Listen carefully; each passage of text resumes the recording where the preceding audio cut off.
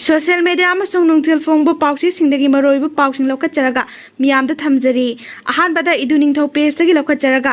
sekmai turel wangmalana leiba luang sanggol amadi fileng khulgi karak mayamna buffer zone haina khangnaba maphamda KNF ki camp hangjanana ba honarakadoure hariba buffer zone asida security force ki camp su hangjinana ba kangpukpi gi kukisingna proposal tauri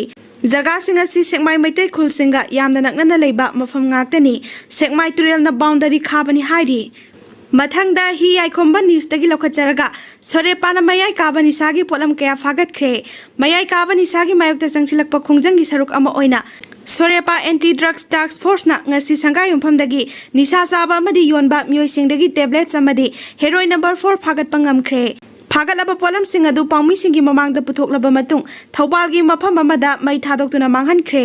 loinana not AOC dagi drug sizinaba nupa taragani thoi nupi mari punna myoi tara taruk fagat khi hairi drug laloliba amadi drug saibu singi mathakta sorepana warning tawduna ahak pasairak pigani hairi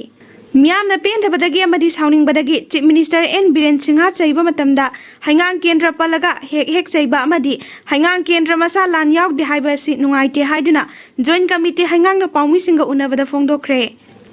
Red zone area da voter masing samapan khara laibada INC na chamri ga supna mari matau karamna fanglibano Manipur da thokliba lan asida khundrapam kendra su Awaba saitheng nangkiba kendra singi manungda ama oiribani hariba kendra sigi cycle kendra ga naknaba chingkhong chinga red zone oiriba jaga singda khulngakpa singna ngasi fawba ngaktuna leiri langi cheraga sida lok sabha mikal lakchinduna pangthokiba election aduda kendra sigi 1 by 1 mata khong 1 by 2 hangoi part A 1 by 3 hangoi part B 1 by 4 purum likli sigi apunba voter masing samapan khara leibada langi saitheng nangduna misi mina asok apan ana aye kaya yaukre adum oinamak lok sabha mikhalda INC na voter samri ga supna mari phangkibasi matau karamna phangkibano haina PDCC gi president Eljoy Singna paumi singa unabada phongdokre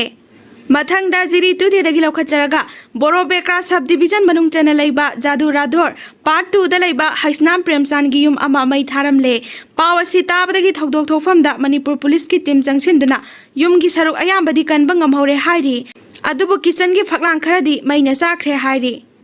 Yamna ngakpa thaudok amada Facebook live stream thaduna matomda suicide tawduna sijakre yamna nungaitaba thaudok ama oina mioi ama masagi baragi ka manungda Facebook live stream thaduna matomda suicide tawduna sijakre thaudok asi ngarang numidang wairam pung 6 tarakpa adwaida Guwahati da leiba Ju Road ta thokibani laikhidraba mioi adu Guwahati gi Tihu village tagi Mrinal talukdar kawi hairi mahak chahi kharagi mamangda Guwahati professional camera person oina thabak tawduna leiba mioi amani Police na pirakpa reports amagi matung ina haiba mioi asi mahagi personal issue gi matangda imung manung gi mioi singa khana sainaba thoki amadi yu thaklaba matung suicide tawbani haina pawa sina makha tari CM senabagi wafam phongdrak libasi kuki singna taliba demanda mateng panglibra Challenger Youth of Khundrakpam AC Manipur gi asuk luraba tanja sida Chief Minister sinaba wafam social media yauna I pawda phongdok narakliba si state asigi apunbagi saktam amasung Lamgi ngamkhai thugaina bahonariba kuki singna taliba dimana sida mateng panglibra haiba Challenger Youth of Khundrakpam kendra gi maikai dagi hanglakli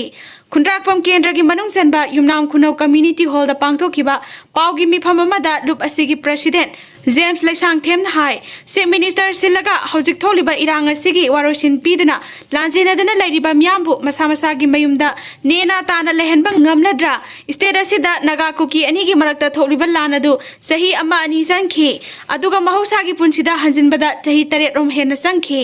matamada da Chief Minister sinkhiba laite sinaba wafam so hogdokhiba laite Chief Minister Sillo habasisu kuki singi demand yauri Makoina pamliba pandamadu karino state asigi miyamgi punsina kari karamba phibamda leiri habasi ningthina khanglaba singna political gi oiba khudong jaba launa ba hotnabada kuki singna pamliba pandamadu phangkinaba singanu hainasu mahakna makha tarakle